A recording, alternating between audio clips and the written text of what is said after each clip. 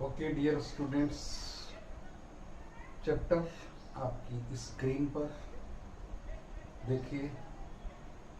इस चैप्टर में आप लोग देख रहे हैं जो हमारा हेडिंग है, उसी हेडिंग के अंतर्गत आज हम पढ़ने जा रहे हैं winds, storm and cyclones.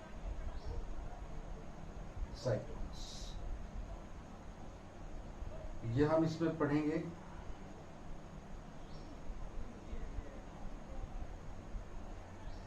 Winds. आप अच्छे से जानते हैं विंड्स का मतलब होता है पवन, वायु, हवा। हम कई चीजें इसके बारे में बोलते हैं। वही WINDS इंग्लिश का शब्द विंड्स पवन बनाता है। उसके साथ जुड़ा हुआ है स्टॉर्म। स्टॉर्म का मतलब होता है तूफान। और तीसरे नंबर पर हमारे पास जो मेन चीज है वो है साइक्लोन। ये तीनों ही ऐसी चीजें हैं, ऐसी आपदाएं हैं जो कि हमें अक्सर देखने को मिलती हैं। हमारी पृथ्वी पर बहुत सारी इस तरह की परिघटनाएं होती रहती हैं। उन्हीं में class 7th subject science, chapter number 8, chapter 8। बड़े ध्यान से पढ़िएगा क्योंकि बहुत ही अच्छा लगने वाला है आपको। ये चैप्टर वास्तव में बहुत अच्छा है। देखिए, इस चैप्टर में हम बहुत सारी ऐसी चीज़ें पढ़ेंगे जो हमारी पृथ्वी पर अक्सर होती रहती हैं। सबसे पहले हमें इसका पृष्ठभूमि के बारे में पता होना चाहिए कि इसकी पृष्ठभूमि क्या होती है। तो उसके लिए देखिए, हम आते हैं आपकी स्क्रीन पर। ये जो स्लाइड दिख रही है इसमें आपको दिख रहा होगा अर्थ, और अर्थ जिस पर हम रहते हैं, एकमात्र ऐसा ग्रह जिस पर हम लोग रहते हैं, that is known as earth. Earth के चारों तरफ क्योंकि अर्थ ही एक ऐसा प्लेनेट है जहाँ पर लाइफ संभव है मीन्स जीवन है। हमारी अर्थ पर हमारे अर्थ के चारों तरफ एक विशेष प्रकार का कवर होता है जो कि मेन रूप से एयर का बना होता है। और इसी को हम लोगों ने एटमॉस्फेयर, कई बार नाम सुना होगा आपने, एटमॉस्फेयर मतलब वातावरण है। मीन्स एक लेयर है गैस की जो इसके चारों तरफ है, यानी कि इसके चारों तरफ आप देखेंगे तो एक गैस की लेयर है जो एयर है, टोटली एयर है। और एयर क्या होती है उसके बारे में ज़रूर हमें पता होना चाहिए। What is air? देखिए, एयर क्या है? एयर जो है एक मिक्सचर है। एयर जो है क्या चीज़ है? एक मिक्सचर है। तो एयर इज ए मिक्सचर। किस चीज़ का मिक्सचर है? Different type of the gases, बहुत सारी गैसेज हैं यहाँ। वाटर वेपर है यहाँ पर। उसके साथ साथ, वाटर वेपर के साथ साथ में जो वाटर वेपर बनकर ऊपर की तरफ उठ गया वह इसके साथ मिला हुआ है। साथ में कुछ धूल जो हमारी भूमि से उठकर चली गई, यानी कि सैंड पार्टिकल्स हम कह सकते हैं, सैंड पार्टिकल्स उपस्थित हैं सब। ये सभी चीज़ें मिलकर, क्योंकि ये सारे मिलकर एक मिश्रण बनाते हैं, एक मिक्सचर बनाते हैं। और इसी मिक्सचर को क्या कहते हैं हम लोग? एयर नाम देते हैं। ओके, अब इसकी कुछ प्रॉपर्टीज़ के बारे में हमें पढ़ना होता है कि एयर की ऐसी कुछ प्रॉपर्टीज़ के बारे में आपको पता हो जो आप बता सकें, जिससे कि एयर के ये विशेष प्रकार के गुण होते हैं। तो सबसे पहली प्रॉपर्टी हम यहाँ पर लेने जा रहे हैं, air exert pressure. That's a very fine thing. Air exerts pressure, हवा दबाव डालती है। यानी कि जो हवा हमारे चारों तरफ है वो हमारे ऊपर क्या करती है? एक प्रेशर एक्सर्ट करती है। क्या वास्तव में एयर प्रेशर एक्सर्ट करती है? तो एयर दबाव डालती है। इसके लिए आप एक छोटा सा एक्सपेरिमेंट करके देख सकते हैं। आप सभी ने गुब्बारा तो ज़रूर देखा होगा। बैलून जो है, एक बैलून लीजिए और उसमें हवा भरिए, आप देखेंगे कि बैलून का साइज चेंज हो जाएगा। ठीक है, बैलून बड़ा हो जाएगा, उसका आकार बदल जाएगा। आकार क्यों बदला? क्योंकि आपने उसके अंदर क्या डाला, मुंह से हवा डाली। हवा डालने से इसकी दीवारों पर एक प्रेशर एग्जर्ट होता है, एक फोर्स एग्जर्ट किया जाता है एयर के द्वारा। उसे ही हम लोग क्या कहते हैं, एयर प्रेशर। और एयर प्रेशर की वजह से इसका शेप चेंज होता है और गुब्बारा फूल जाता है। ये सिद्ध हो गया। इसके अलावा अब एयर, एक्चुअल में एयर जो है वो छोटे छोटे मॉलिक्यूल से बनी हुई है, जिसके अंदर मैंने आपको बताया था विभिन्न प्रकार की गैसेज हैं। गैसेज में क्या हो सकता है, जैसे आप लोग सब जानते हैं, ऑक्सीजन होगी, कार्बन डाइऑक्साइड होगी, नाइट्रोजन होगी, दीज आर द गैसेज। और गैसेज के अलावा डस्ट पार्टिकल, डस्ट पार्टिकल मतलब धूल के कण, धूल के कण भी होंगे। तो उन धूल के कणों के अलावा वाटर वेपर होगी। अब इन सब चीज़ों में क्या बताइए कि ये जो सब चीज़ें हैं इनमें क्या है, इनमें क्या वज़न नहीं होगा या वेट नहीं होगा? होगा। तो ये सब हमारे ऊपर एक प्रेशर एग्जर्ट करती हैं, लेकिन हमें महसूस नहीं होता, क्योंकि बहुत कम प्रेशर ऐसा महसूस होता है हमें। तो ये जो प्रेशर हमारे ऊपर होता है, इसको कैसे पता लगाएं कि वास्तव में एयर प्रेशर डालती है? तो हम एक छोटा सा एक्सपेरिमेंट करते हैं। एक्सपेरिमेंट के क्या करेंगे, एक्सपेरिमेंट में हम लोग एक लोहे का कैन लेंगे। ये इतना बड़ा सारा कैन हमने ले लिया, ये लोहे का है, ध्यान रखना। जैसे आपने देखा होगा तेल का जो पीपा आता है हमारे पास, घी का जो पीपा आता है, वैसा एक कैन कनस्तर ले लिया। उसको खाली करेंगे, लेकिन खाली करेंगे तब भी उसके अंदर क्या होगा, उसमें होगी एयर। अब उस एयर को हम सबसे पहले बाहर निकालेंगे। तो एयर को बाहर निकालने के लिए क्या करेंगे, इसके अंदर जो थोड़ा सा वाटर भरते हैं, और वाटर भरने के बाद इसी किसी बर्नर पर रख देंगे। बर्नर पर रखने से क्या होगा, ये पानी जो है गर्म होगा और वेपर बनकर ऊपर की तरफ उठेगा और इस मुंह से बाहर निकल जाएगा। अब इसके अंदर जो हवा थी, वह हवा किसके द्वारा, वाटर वेपर जो ऊपर की तरफ उठी है, बाहर निकली, उससे क्या होगी, बाहर निकल गई। और हम इसको तुरंत लगा देंगे ढक्कन। लगा दिया। अब ढक्कन लगाने के बाद हम क्या करेंगे, इसके ऊपर डालेंगे ठंडा पानी। क्या डालेंगे, कोल्ड वाटर। अब देखिए, आप सोच रहे होंगे मैं कोल्ड वाटर क्यों डाल रहा हूँ। कोल्ड वाटर डालने से क्या होगा, जो वेपर इसके अंदर बनी हुई है वो तो गर्म है, और ठंडा पानी डाला तो वेपर क्या होगा, वेपर कंडेंस होगी। कंडेंस का मतलब वह एक जगह से एक जगह एक उसके मॉलिक्यूल जो है नज़दीक नज़दीक आएंगे, उससे ही कंडेंसेशन कहते हैं। और वह कंडेंस जो वाटर वेपर है वह वाटर में बदल जाएगी या वाटर ड्रॉपलेट में बदल जाएगी, और अंदर का भाग क्या हो जाएगा, वैकेंट हो जाएगा, खाली हो जाएगा। अंदर का जो ये भाग है ये क्या हो जाएगा, वैकेंट हो जाएगा। ठीक है, वैकेंट होने से क्या, जैसे ही हमने ठंडा पानी डाला, ये एयर सिकुड़ेगी, और सिकुड़ने के बाद अंदर से हवा का दबाव कम होगा, एयर का प्रेशर कम होगा। तो बाहर से जो वातावरण में जो एयर है, जो हमारे ऊपर भी प्रेशर डाल रही है, वह प्रेशर इसके ऊपर बढ़ जाएगा। और प्रेशर यदि बढ़ता है तो तभी बढ़ता हुआ मानेंगे जब ये पिचक जाए, और वैसा ही होगा। जैसे ही आपने ठंडा पानी डालोगे, इसकी शक्ल चेंज होके ऐसे ये मुड़ जाएगा, ऐसे 3 कोने में बदल जाएगा। तो इससे हमें समझ में आता है कि जो एयर है वो है प्रेशर डालती है, यानी कि जो बाहर की एयर उसने प्रेशर डाला और डब्बे को पिचका दिया। ठीक है, क्यों पिचकाया, क्योंकि दोनों तरफ जो है एयर का जो प्रेशर था वो अंदर की तरफ लो हो गया, बाहर ज़्यादा था।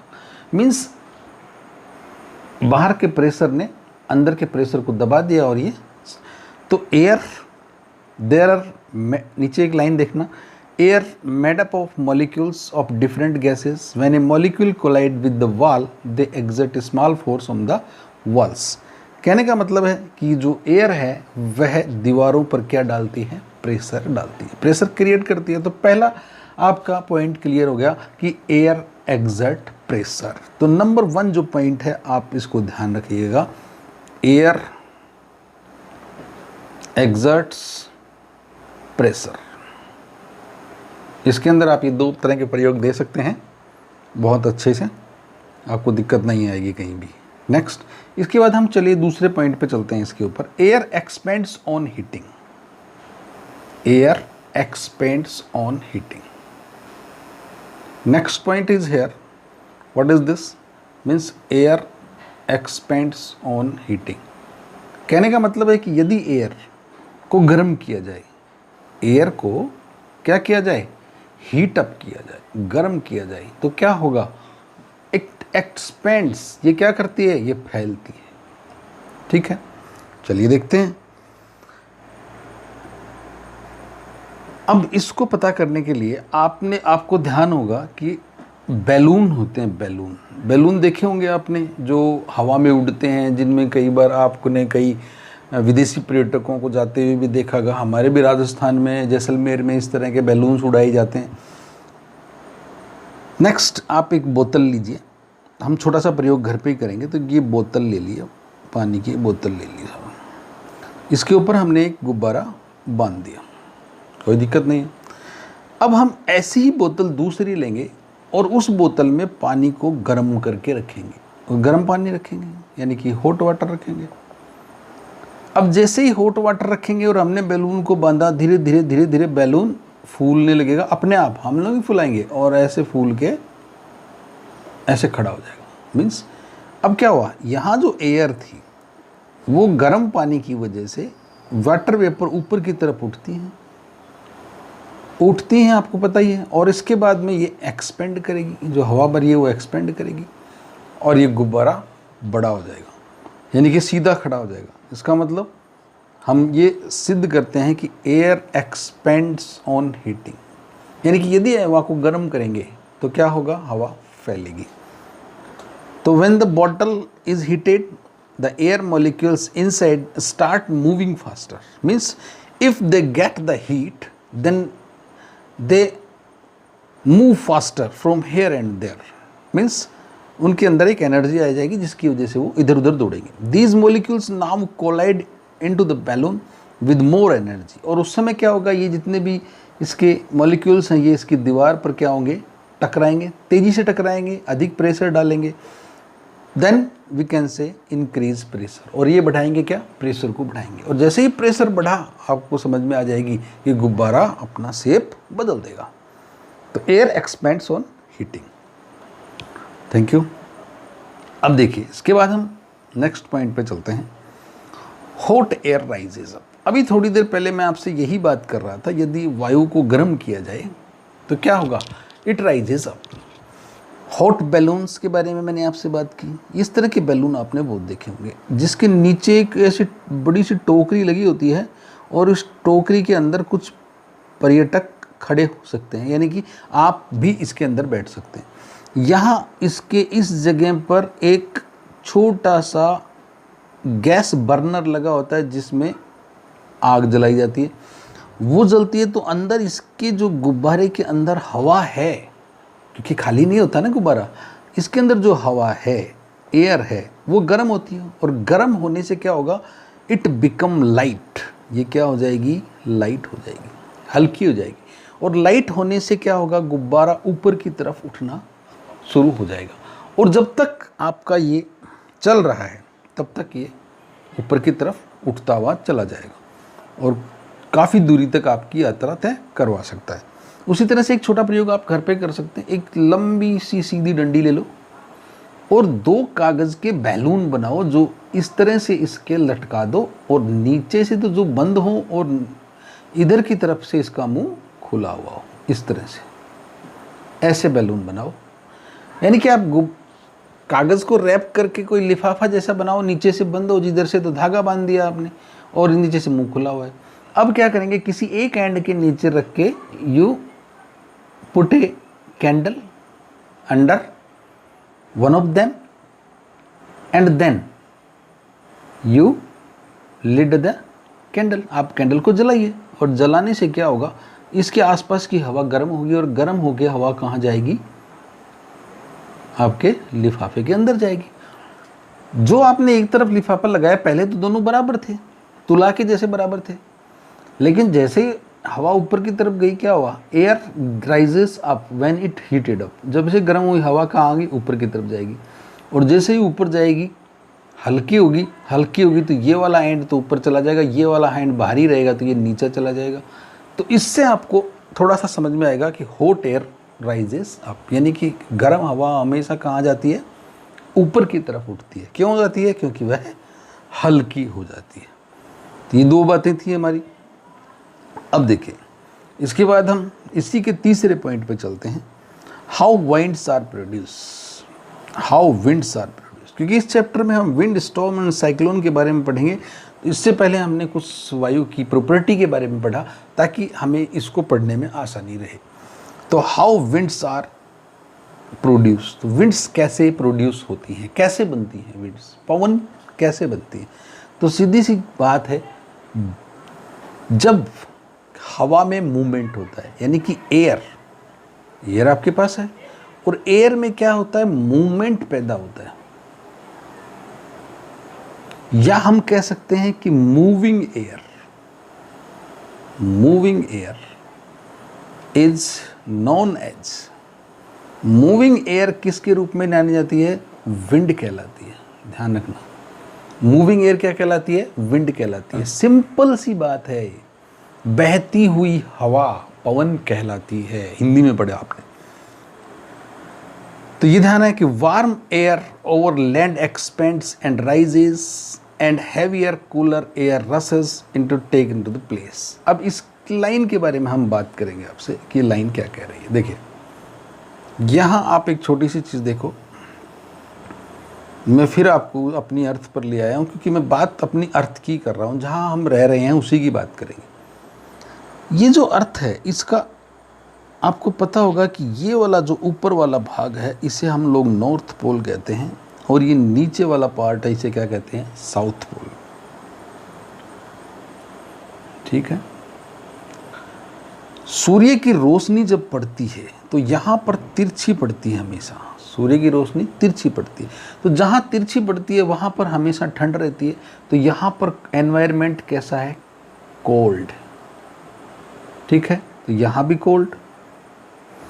अब जिस जगह पर यहाँ ऊपर, इसीलिए हमेशा वर्ष भर होल ईयर क्या होता है? आइस, बर्फ जमा रहती है। इस बर्फ जमा होने की वजह से यहाँ पर और ठंडा है। ठंडा होने की वजह से क्या होता है कि जैसे बीच की तरफ हम आते हैं, इक्वेटर की तरफ आते हैं, इक्वेटर पर सूर्य सीधा चमकता है तो यहाँ पर गर्मी पड़ती है और गर्मी पड़ने से यहाँ क्या है? गर्म हवा गर्म होती है और क्या होती है? ऊपर की तरफ उठती है। जब जिस जगह से हवा उठ गई तो वहाँ वैकेंट प्लेस हो गया, जगह खाली हो गई। उस जगह खाली को भरने के लिए ठंडे क्षेत्र से हवाएं कहाँ की तरफ बढ़ती हैं? वैकेंट की तरफ। हमेशा ऐसा ही होता है। ठीक है, तो एयर जैसे ही राइजेज अप हुई, यहाँ मान लीजिए पृथ्वी के किसी भाग से एयर राइज हुई तो ये जगह क्या हो गई? वैकेंट हो गई। इस जगह को भरने के लिए दूसरी तरफ की हवाएं आएंगी और एयर इसकी तरफ बढ़ेंगी तो हम उनको क्या कह देंगे? विंड्स कह देंगे। अभी यदि यही हवाएं या विंड्स आराम से चलती हैं तब तो कोई दिक्कत नहीं है, लेकिन बहुत तेज़ी से चलने लग जाए तब हम इसे आंधी कह देते हैं, स्टॉर्म कह सकते हैं, तूफान कह सकते हैं। ठीक है, लेकिन यही हवाएं गोल गोल घूमती हुई आ जाएंगी तो आपके चैप्टर का तीसरा पार्ट साइक्लोन शुरू हो जाएगा। तो इसीलिए इस चैप्टर में हम क्या पढ़ रहे हैं? Winds, storm and third one is the cyclone. Okay, I think no any problem, यहाँ तक आपको कोई दिक्कत नहीं हुई। अब हम आगे चलते हैं, हवाएं कैसे चलती हैं। अभी बात की मैंने, तो फिर से आपके पास एक पॉइंट आ गया और आपकी बुक भी क्या कहती है? कहती है uneven heating of the earth. Confirm है, ये पूरी अर्थ है। ये जो मैंने यहाँ पर नक्शा लगाया है, आप इस नक्शे को देख सकते हो, ये पूरे वर्ल्ड का मैप है। और वर्ल्ड के मैप में जो ऊपर का भाग है, यहाँ वाला जो भाग है, ये पूरा वर्ष भर बर्फ जमा रहती है यहाँ पर। ये नीचे वाला भाग भी इसी तरह से ठंडा रहता है। तो यहाँ ठंडा है, यहाँ पर गर्म है, ये वाला भाग गर्म है, ये वाला भाग गर्म है, इस तरह से। तो यानी कि अनइवन हीटिंग का मतलब कहीं पर गर्मी ज़्यादा है, कहीं पर ठंड ज़्यादा है, कहीं पर मौसम सम है। तो अनइवन है, एक जैसा नहीं है। जैसे ही अनइवन होगा, आपको पता है कि एयर कूल भाग से और हॉट भाग की तरफ चलती है। क्यों चलती है वो मैं आपको बता चुका हूँ, क्योंकि जहाँ पर जगह गर्म होगी तो वहाँ की हवा क्या होगी, ऊपर की तरफ उठेगी।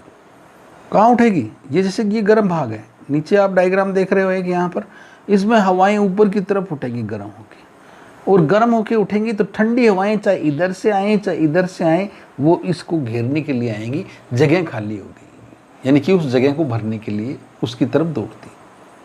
ठीक है, तो ये जैसे ही अनइवन हीटिंग होगी तो क्या बनेगा, एयर तो है ही, और एयर से क्या बन जाएगा, एयर से बन जाएगा विंड। एयर से क्या बन जाएंगी, विंड बन जाएंगी। यानी कि हिंदी में कहें तो वायु से क्या बन जाएंगी, पवन बन जाएंगी। वायु से पवन बन जाएंगी। Any problem? चलिए, तो ये तो था uneven heating of the earth.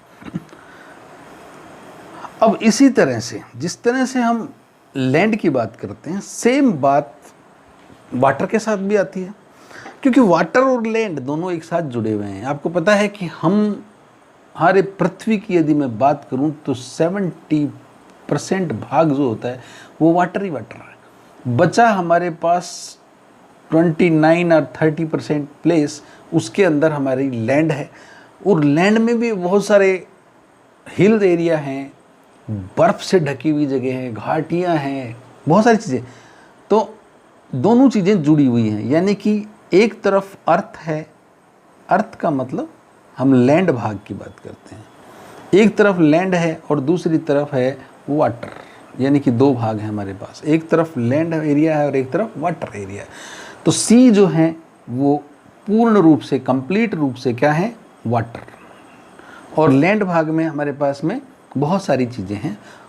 तो इन दोनों के बीच में भी ऐसा कोई रिलेशन है जिसकी वजह से हवाएं चलती हैं, तो वहाँ पर भी यही सिद्धांत लागू होता है, uneven heating of the water and land on the earth. इसी की वजह से क्या होती हैं, हवाएं चलती रहती हैं। चलिए देखते हैं तो हवाएं कैसे चलेंगी। अब यहाँ पर आप देख रहे हो इस डायग्राम में, थोड़ा सा ध्यान से देखिएगा, समझ में आ जाएगा आपको कुछ चीज़ें। ये कुछ भाग है, मैं इस भाग की बात कर रहा हूँ आपसे। यहाँ पर आप देखिएगा, एक तरफ है पूरा का पूरा ये वाला जो पार्ट है, ये लैंड पार्ट है, ये लैंड पार्ट है, और एक तरफ ये है वाटर, यानी कि समुद्री भाग। अब दिन के समय सूरज जब चमकता है, तो जब सूरज चमकेगा तो दोनों पर एक जैसा, यहाँ भी और यहाँ भी एक जैसा चमकेगा। उससे क्या होगा, दे बिकम हॉट, और वह गर्म होंगे due to the sunlight. Sunlight की वजह से क्या गर्म होंगे। तो यहाँ पर जो मिट्टी वाला भूभाग है ये भी, और इधर वाटर वाला, तो पहले जो गर्म होगा वो होगा लैंड एरिया। जैसे ही लैंड एरिया गर्म होगा, इसके ऊपर की जो हवा है वो क्या करेंगी, वेपर बन के ऊपर की, गर्म होने से वायु क्या होगी, लाइट होगी, और लाइट होगी तो क्या होगी, ऊपर की तरफ उठेगी। जब ऊपर की तरफ उठेगी तो यहाँ जगह वैकेंट होगी, इसको भरने के लिए समुद्र के ऊपर से जो वेट एयर है, जिनके अंदर नमी है, वो किधर दौड़ेगी, लैंड की तरफ दौड़ेगी। तो हमेशा दिन के अंदर एट द डे टाइम में हवाएं किधर से किधर चलती हैं, सी से लैंड की तरफ चलती हैं, समुद्री भाग से भूभाग की तरफ हमेशा हवाएं चलती हैं। तो अनइवन जो है हीटिंग, यहाँ पर वही सिद्धांत काम कर रहा है। ये तो था डे टाइम का। इसी तरह से इसी का पार्ट होता है रात्रि के अंदर। रात्रि के अंदर जस्ट इसका उल्टा हो जाता है। देखिए, रात में सूरज तो होता नहीं, लेकिन आपको पता होना चाहिए, जब धीरे धीरे पूरे दिन से सूरज पृथ्वी पर गिरता रहता है, उसकी रोशनी गिरती रहती है, तो पृथ्वी का भाग और जल भाग दोनों गर्म होते रहते हैं। उसके बाद रात जैसी आई, ये दोनों धीरे धीरे ठंडे होते हैं। उसमें सबसे पहले पृथ्वी ठंडी होती है, यानी कि लैंड एरिया क्या होता है, वो जल्दी ठंडा हो जाता है, और जल जो है वो धीरे धीरे ठंडा होता है। तो यहाँ पर जो एयर है वह गर्म होकर क्या करेगी, लाइट हो जाएगी और लाइट होकर क्या होगी, ऊपर की तरफ उठ जाएगी। तो यहाँ वैकेंट प्लेस हो जाएगा। क्या होगा, वैकेंट प्लेस हो जाएगा। इस वैकेंट प्लेस को भरने के लिए इधर से क्या आएंगी, हवाएं लैंड से किधर चलेंगी, सी की तरफ चलेंगी। तो यहाँ नाइट टाइम के अंदर हवाएं किधर से किधर चलती हैं, हमेशा land to sea, land to sea चलेंगी हवाएं। कंफर्म है, क्लियर है, कोई दिक्कत नहीं है, बहुत आसान है, समझने भी में मज़ा आ रहा होगा आपको, और मुझे भी आपको समझाने में बहुत आनंद आ रहा है। तो इसका मतलब डे टाइम में और नाइट टाइम में हमने एयर कैसे चल रही है उसकी बात देख ली। अब हम बात करते हैं हाई स्पीड वाइंड। अब यहाँ पर ये पॉइंट आ गया, high speed wind reduce the pressure. कुछ विशेष प्रकार के इसके गुण हैं हवा के, वो हम जरूर देखेंगे, ये गुण ऐसे कैसे हैं। तो चलिए देखते हैं। तो वाइंड इज प्रोड्यूस, हमें पता चल गया, हाई स्पीड विंड्स जो है रिड्यूस द प्रेशर। अब देखिए ये एक नई चीज़ है, प्रेशर को रिड्यूस करती है। कौन रिड्यूस कम करता है, हाई स्पीड विंड। बहुत तेज़ी से जो चलने वाली हवाएं हैं वो प्रेशर को रिड्यूस करती हैं। कुछ नहीं है, एक छोटा सा प्रयोग करके देख लेना, मैंने आपको बताया भी था इससे पहले, याद होगा आपको, कि आप एक कागज़ की एक इतनी पतली सी लंबी पतली स्ट्रिप को काट लीजिएगा जैसे कि डायग्राम में दिया हुआ। इसका एक सिरा आप अपनी ठोड़ी के नीचे इस भाग पे लगाइए, चिन से नीचे, और ऐसे पकड़ लीजिए। आप देखेंगे कि ये कागज़ ऐसे लटक जाएगा नीचे की तरफ, क्योंकि स्ट्रिप है ना कागज़ की, तो नीचे लटक जाएगी। नाउ अब क्या करेंगे, आप यहाँ से हवा फेंकेंगे, मुंह से हवा ज़ोर से फेंकेंगे, लेकिन हवा कहाँ से, इस पेपर के ऊपर से निकलनी चाहिए, नीचे से नहीं, ऊपर से। जैसे ही आपने ये हवा ऊपर से निकलेगी तो ये हवा यहाँ पर उपस्थित जो हवा है उसको दौड़ा देगी, भगा देगी यहाँ से, और भगा देगी तो यहाँ पर क्या होगा, लो प्रेशर एरिया बन जाएगा, लो प्रेशर एरिया बन जाएगा। और जो नीचे की तरफ वायु का प्रेशर था वो ऊपर की तरफ फोर्स डालेगा, दबाव डालेगा इस पर, ऊपर की तरफ दबाव डालेगा ऐसे, और जैसे ही ऊपर की तरफ डालेगा ये कागज़ बिल्कुल ऐसे सीधा हो जाएगा। अब आप सोचिए ये सीधा कैसे हो गया, इसका मतलब यहाँ से जो एयर प्रेशर नीचे की तरफ लग रहा था, ये जो एयर प्रेशर नीचे की तरफ लग रहा था वह क्या हो गया, रिड्यूस हो गया, और नीचे का जो एयर प्रेशर है वो क्या हो गया, बढ़ गया, इंक्रीज हो गया, और इसी वजह से ये कागज़ ऊपर की तरफ उठ गया। ओके, बात समझ में आ गई होगी आपको। तो यहाँ पर high speed wind reduce the pressure. Next point पे आते हैं हम।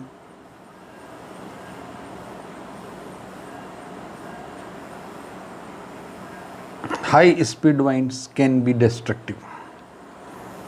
वाह, अब देखिए वास्तव में बहुत अच्छी बात है ये, कि हवाओं की यदि गति बहुत तेजी हो जाए, यानी कि धीरे धीरे चल रही है तो हमें मज़ा आता है, लेकिन हवाओं की गति बहुत ज़्यादा स्पीड हो जाए तो क्या होगा, तो भैया वो बहुत नुकसानदायक हो सकती है, कैन बी डिस्ट्रक्टिव, बहुत ज़्यादा नुकसान पैदा कर सकती हैं। तो क्या कर सकती हैं, wind can form thunder storm, वो थंडर स्टॉर्म बना सकती है। थंडर स्टॉर्म जानते हो, थंडर स्टॉर्म बड़ा खतरनाक है। उसके बाद वो साइक्लोन बना सकती है, हवाओं को तेज घुमा सकती हैं, एंड टॉर्नेडोज, और बहुत सारे इस तरह के डिजास्टर्स जो हैं, परिघटनाएं जो हमारी पृथ्वी पर होती रहती हैं, जो हमें नुकसान पहुंचाती हैं, प्राकृतिक आपदाएं जो हैं वो बन सकती हैं। तो विंड्स जो है यदि तेज़ी से चलने लग गई तो निश्चित रूप से वह नुकसानदायक भी होती है। ठीक है, यहाँ पर आप देखिए थंडर स्टॉर्म। थंडर स्टॉर्म देखा है आपने, नहीं देखा है, ये देखिए थंडर स्टॉर्म। डर लगा, ऐसे में वास्तव में बहुत डर लगता है। थंडर स्टॉर्म होता ही ऐसा ही है, दैट्स ए वेरी डेंजरस। मुझे तो खुद को डर लग रहा है, ये थंडर स्टॉर्म। थंडर स्टॉर्म के बाद में साइक्लोन। साइक्लोन, तो ये साइक्लोन देखो, ये साइक्लोन में हवाएं कितनी तेजी से घूमती हैं, जिधर से गुजर गई सब चीज़ों को उखाड़ते हुए ले जाएंगी। ठीक है, उसी तरह से टॉर्नेडो हैं। इन सब चीज़ों के बारे में हम बात करेंगे। तो चलिए देखते हैं वन बाय वन। सबसे पहले हम बात करते हैं थंडर स्टॉर्म की। थंडर स्टॉर्म क्या होता है? थंडर स्टॉर्म आपके आसपास बरसात होती है, कभी कभी होती है। बरसात के साथ साथ आपने देखा होगा लाइटनिंग, बिजली कड़कते हुए देखी होगी। बिजली के साथ साथ में आपने साउंड भी सुनी होगी, बिजली के कड़कने की आवाज़। ध्यान रखना, वही बिजली का चमकना और उसके साथ ध्वनि उत्पन्न होना, आवाज़ पैदा होना क्या कहलाता है? थंडर स्टॉर्म कहलाता है। बिजली की गड़गड़ाहट के साथ आने वाली जो आवाज़ है वो क्या कहलाती है? थंडर स्टॉर्म कहलाती है। ठीक है, तो मीन्स थंडर स्टॉर्म क्या होता है? ए स्टॉर्म